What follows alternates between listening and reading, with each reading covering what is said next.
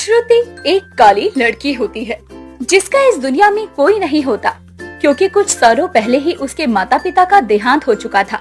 श्रुति वैसे तो बहुत अमीर होती है क्योंकि उसके पिता एक बहुत बड़े बिजनेसमैन थे, लेकिन उसे अपने काले रंग के कारण अक्सर दुनिया वालों से ताने और बुरी बुरी बातें सुननी पड़ती है, जिससे वो बहुत दुखी रहा करती है। क्या मेरी जिंदगी में कोई प्यार करने वाला कभी नहीं आएगा? मेरी भी इच्छाएं हैं, मैं भी किसी की दुल्हन बनना चाहती हूँ। श्रुति का माता रानी पर अटूट विश्वास होता है। वो उनकी बहुत बड़ी भक्त होती है। वो रोजाना मंदिर जाकर माता रानी की पूजा अर्चना करती है। एक दिन श्रुति के जीवन में एक वैभव नाम का लड़का आता है, जो उसे मंदिर में ही मिलता है और सीढ़ियों से गिरने से बचा लेता है। थैंक यू सो मच, मुझे गिरने से बचाने के लिए। You're welcome। ओ, तुम ठीक तो हो ना? हाँ वैभव, मैं बिल्कुल ठीक हूँ। अगर तुम नहीं होते तो मैं गिर ही जाती। कोई बात नहीं, अपना ख्याल रखिए। आप रोज इस मंदिर में आती हो ना? जी, रोज आती हूँ। ठीक है, मिलते रहेंगे अब हम। इतना कहकर वैभव वहाँ से चला जाता है। उस दिन के बाद से अब वैभव और श्रुति हर रोज मंदिर में मिलने लगते हैं और उन्हें एक दूसरे से प्यार हो जाता है, जिसके बाद वैभव और श्रुति शादी कर लेते हैं। श्रुति अपनी शादी से बहुत खुश होती है। उसके ससुराल में उसकी सास दामिनी रहती है। बहू आजा, इस घर को अपना घर ही समझ, अपना ससुराल नहीं, क्योंकि तू मेरी बेटी है, बहू नहीं, समझी तू? आपका बहुत बहुत धन्यवाद माँ जी। मैं सच में बहुत शुक्रगुजार हूँ कि मुझे आप और वैभव मिले, वरना मुझ काली लड़की की अंधेरे भरी जिंदगी में कुछ नहीं था और ना ही किसी के आने की उम्मीद थी। इतने अच्छे दिन इतनी इमोशनल बातें मत करो श्रुति। चलो अब हम तीनों साथ में खाना खाते हैं। श्रुति के जीवन में मानो फिर से खुशियों की लहर आ चुकी थी।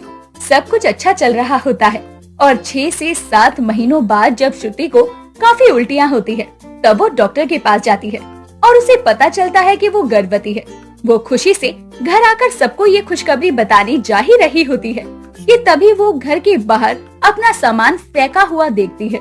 ये सब क्या है? तभी घर के बाहर वैभव, दामिनी और वैभव की नई दूसरी बीवी आते हैं और ये सब देखकर श्रुति भौचक्का रह जाती है। वैभव, माँ जी, मेरा सारा सामान इस तरह फेंक क्यों रखा है आपने बाहर? और ये लड़की कौन है? ये नई लड़की कौन है, बताइए मुझे।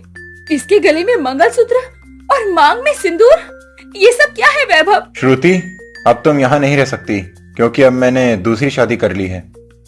क्या? अरे तुझे क्या लगा, मेरा वैभव सच में तुझसे प्यार व्यार करता है क्या? नहीं, ये सब हमारी चाल थी। तुझे वैभव ने अपने प्यार में फंसाया और नींद में तेरे अंगूठे के छाप लेकर तेरी सारी जायदाद अपने नाम कर ली और अब तू भिखारी बन चुकी है। चल दफा हो जा यहाँ से। अरे तुझ जैसी कोयल के समान काली कलूटी लड़की से कौन शादी करेगा भला? खुद की शक्ल देख कर पहले आईने में, काली कलूटी कहीं की। ये आप लोगों ने मेरे साथ अच्छा नहीं किया है, बहुत गलत किया है और माता रानी आप लोगों को आपके बुरे कर्मों की सजा जरूर देगी, देख लेना आप लोग। अरे चल चल दफा हो जाए यहाँ से, कर लो खुद का देख। अब रास्ते पे आ चुकी है पूरी तरह और बात कर रही है नालायक कहीं की। वो लोग श्रुति को घर से बाहर निकाल देते हैं और अब बेचारी श्रुति भिखारन की तरह यहाँ से वहाँ भटकने लगती है और वो कुछ रातें रास्ते पर सोकर ही बिताती है। गर्भवती होते हुए वो इतने सारे दुख झेल रही होती है। माता रानी, ये क्या हो गया आपकी बेटी के साथ? मैंने कभी किसी का कोई बुरा नहीं चाहा, फिर भी मेरे साथ इतना बुरा कैसे हुआ? क्यों माता रानी, क्यों? बताइए मुझे, मेरे साथ ही क्यों? अब आपको ही मेरे इस बिगड़े हुए जीवन को ठीक करना होगा। माता रानी, मैं नहीं जानती, ये एक भक्त की जिद है, गुहार है। श्रुति पेड़ पौधों पर लगे हुए सुंदर सुंदर फूलों को तोड़कर उनका गुलदस्ता बनाकर बेचने लगती है, क्योंकि कोई भी उसे काम देने के लिए राजी नहीं था। फूल ले लो, फूल, सुंदर सुंदर फूल, ताजा और बेहद खूबसूरत फूल, लो ले लो। हे माता रानी, सुबह से शाम हो गई है, लेकिन अभी तक बस 2 ही फूल बिके हैं। अगर ऐसा ही रहा तो मेरी कमाई कैसे हो पाएगी? मैं अपना पेट कैसे भर पाऊंगी? मैं भूखी रह लूंगी, लेकिन मेरे पेट में पल रहा बच्चा, उस नन्ही सी जान के लिए तो मुझे खाना खाना पड़ेगा। नहीं, मैं हिम्मत नहीं हारूंगी। मैं और मेहनत करूंगी, ज्यादा से ज्यादा पैसे कमाऊंगी। गर्भवती श्रुति माता रानी का नाम लेकर हिम्मत जुटाती है और लगातार मेहनत करती है और धीरे धीरे वो अच्छे खासी पैसे कमाने लगती है। चैत्र नवरात्रि का पावन त्योहार आता है और श्रुति पूरे मन से माता रानी का व्रत रखती है। एक दिन जब वो सड़क पर फूल बेच रही होती है, तभी उसे एक छोटी लड़की दिखाई देती है जिसे दो बदमाश गुंडे उठाकर ले जा रहे होते हैं। वो उसे बचाने के लिए भागती है। रुक जाओ, तुम दोनों दरिंदे उस बच्ची को अगवा करके नहीं ले जा सकते। मैं तुम्हें ऐसा नहीं करने दूंगी। व्रत की हालत में भी श्रुति तेजी से भागती है और वहाँ पड़े दो बम्बू उठाकर उन दोनों बदमाश गुंडों के सर पर मारती है, जिससे वो दोनों वहीं पर बेहोश हो जाते हैं। उन्हें पुलिस के हवाले किया जाता है और छोटी बच्ची के पिता को भी बुलाया जाता है। लेकिन जब उस छोटी बच्ची के पिता श्रुति को देखते हैं, तभी वो हैरान रह जाते हैं। श्रुति, तुम? रवि, तुम यहाँ? इसका मतलब ये बच्ची तुम्हारी बेटी है। पापा, ये आंटी बहुत अच्छी है। इन्होंने मेरी जान बचाई और उन गुंडों को भी मारा। I love you aunty. Love you too बेटा। आंटी, आप हमारे साथ हमारे घर चलो ना। आप मेरी माँ की याद दिलाती हो मुझे। श्रुति, तारा की माँ यानी ज्योत्सना कई सालों पहले एक एक्सीडेंट में हम दोनों को छोड़कर चली गई। हे भगवान, मुझे माफ करना रवि। नहीं नहीं, इट्स ओके। वैसे तुम इस हालत में, तुम तो कॉलेज टाइम में इतनी अमीर थी। कितनी सारी सुंदर सुंदर यादें जुड़ी हैं ना हमारी साथ में।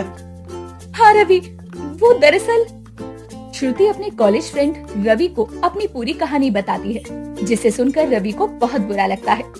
श्रुति, तुम्हें घबराने या चिंता करने की कोई जरूरत नहीं है। मैं हूँ ना, मैं रखूंगा तुम्हारा ख्याल। चलो मेरे साथ मेरे घर पर चलो।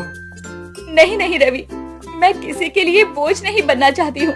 मैं अकेली कमाकर अपना पेट पाल सकती हूँ और अपने बच्चे को संभाल लूंगी। प्लीज आंटी चलो ना, आप बहुत अच्छी हो।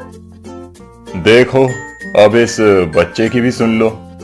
अच्छा ठीक है फिर, चलो तारा। श्रुति अब रवि के घर रहने लगती है और उसके और तारा के बीच समय के साथ काफी अच्छा नाता जुड़ जाता है। श्रुति तारा को बिल्कुल उसकी माँ की तरह प्यार करती है और तो और समय के साथ अब श्रुति और रवि भी एक दूसरे से प्यार करने लगते हैं। और एक दिन श्रुति, चैत्र नवरात्रि के पावन और शुभ दिनों में ही हम दोनों को माता रानी ने फिर से मिलाया था और हम दोनों एक साथ रहने लगे थे। समय के साथ साथ मुझे तुमसे प्यार होने लगा है श्रुति। मैं नहीं जानता क्यों, कैसे और कब, लेकिन हो रहा है। और अब मैं अपनी बची हुई जिंदगी तुम्हारे साथ बिताना चाहता हूँ Shruti. Will you marry me? क्या तुम मुझसे शादी करके मेरी बीवी और तारा की न्यू मम्मी बनोगी? लेकिन रवि, मैं एक गर्भवती हूँ और मेरे पेट में किसी और का बच्चा है। प्यार तो मैं भी तुमसे करती हूँ, वो भी बहुत सारा, लेकिन उसमें क्या होता है? वह गलत था। उसमें इस नन्ही जान का क्या कसूर है? मैं तुम्हें खुशी खुशी इस बच्ची के साथ स्वीकारने के लिए तैयार हूँ श्रुति। Thank you Ravi. हाँ, मैं करूंगी तुमसे शादी। और इस तरह श्रुति और रवि दोनों चैत्र नवरात्रि के कुछ ही महीनों बाद अक्टूबर में आने वाली शारदीय नवरात्रि के शुभ अवसर पर माता रानी के मंदिर में अग्नि को साक्षी मानकर शादी कर लेते हैं और जीवन भर एक दूसरे के साथ खुश रहते हैं। श्रुति 9 महीने पूरे होते ही एक प्यारे से बेटे को जन्म देती है और वो चारों खुशी से साथ में जीवन बिताते हैं। वहीं वैभव की दूसरी बीवी उसके सारे पैसे लूट कर ले जाती है और उसके और उसकी माँ के खाने के लाले तक पड़ जाते हैं।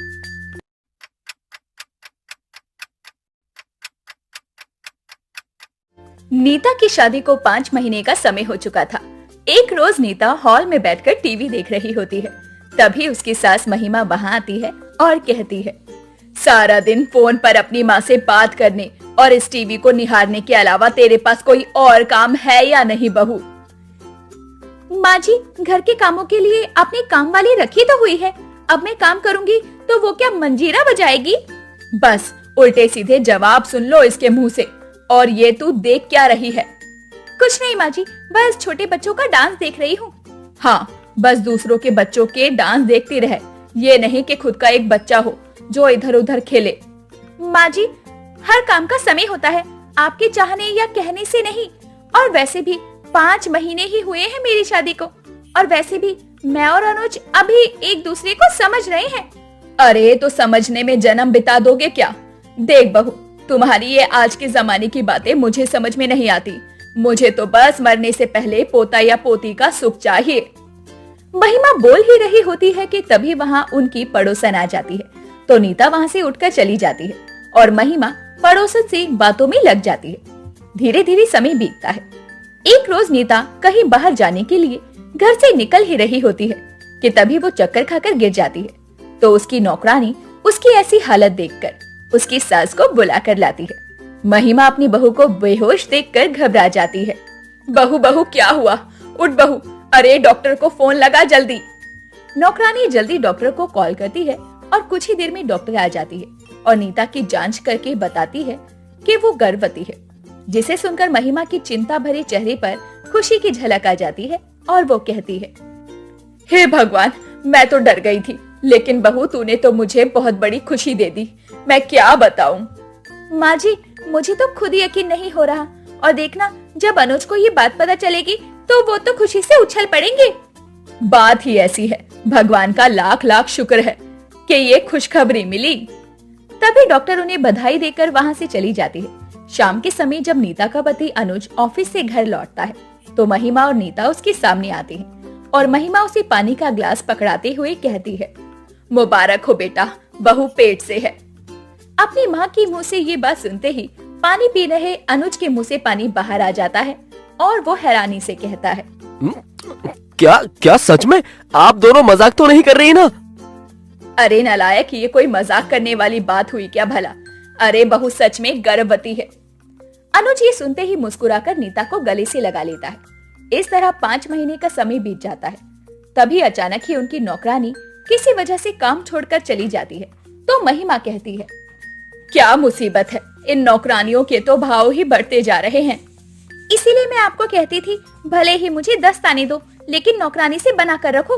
अरे ढूंढने से भगवान मिल जाते हैं, लेकिन नौकरानी नहीं। बात तो तू सही कह रही है बहू, लेकिन अब रसोई कौन संभालेगा? आपकी बहू, और कौन? ये तू क्या कह रही है बहू? इस हालत में तू कैसे रसोई में खाना बनाएगी भला? माँ जी देखो, जब से इस घर में आई हूँ मैंने कभी रसोई में खाना नहीं बनाया, सिवाय अपनी पहली रसोई की रस्म के। तो बस अब मैं आपको अच्छा अच्छा खाना खिलाऊंगी। अब रसोई की जिम्मेदारी नीता खुद ही संभालने लगती है। शाम के समय अनुज के आने पर सभी खाना खाने बैठते हैं। तो खाने की खुशबू सुनकर अनुज कहता है, माँ, खुशबू तो बहुत अच्छी आ रही है। हाँ, क्योंकि आज खाना मेरी गर्भवती बहू की रसोई से जो आया है, खाकर देख। तभी अनुज खाना खाने लगता है, लेकिन वो मुंह बनाकर कहता है, अरे कितना नमक है इसमें? अब पता चला कि खुशबू ही अच्छी थी, स्वाद नहीं। कैसे पति है आप? आपके पति ने इस हालत में इतनी मेहनत से खाना बनाया है और आप हैं कि उसकी तारीफ करने की जगह बुराई कर रहे हैं। वैसे बहू, अनुज कह तो सही रहा है, लगता है तू खाना बनाना भूल गई है। ऐसी बात है तो आप चिंता मत करो माँ जी, आपकी गर्भवती बहू की रसोई में एक दिन जरूर स्वादिष्ट खाना बनेगा। तब तक क्या हमें तेज नमक वाला खाना ही नसीब होगा? तुम्हें तो ये भी नहीं मिलना चाहिए। अरे पर अनुज बोलता रह जाता है और नीता उसके आगे से खाने की प्लेट लेकर वहाँ से चली जाती है। बीतते समय के साथ महिमा अपनी गर्भवती बहू का ध्यान बहुत अच्छे से रखने लगती है। तो वहीं नीता का जब भी कुछ खाने का मन करता तो वो रसोई में जाकर खुद से बनाने की कोशिश किया करती। एक रोज जब नीता पकोड़े बना रही थी तभी पड़ोसन कमला उनके घर आती है और कहती है, कैसी है महिमा? क्या बात है, तेरे घर से तो बड़ी अच्छी खुशबू आ रही है। कुछ खास बन रहा है क्या रसोई में? बुरा मत मानियो कमला, पर एक बात तो कहनी पड़ेगी कि तेरी नाक तो कुत्ते से भी तेज है। वैसे तू कह तो सही रही है, खुशबू से मैं यहाँ तक खींची चली आई हूँ। बैठ, मैं चाय नाश्ता लेकर आती हूँ।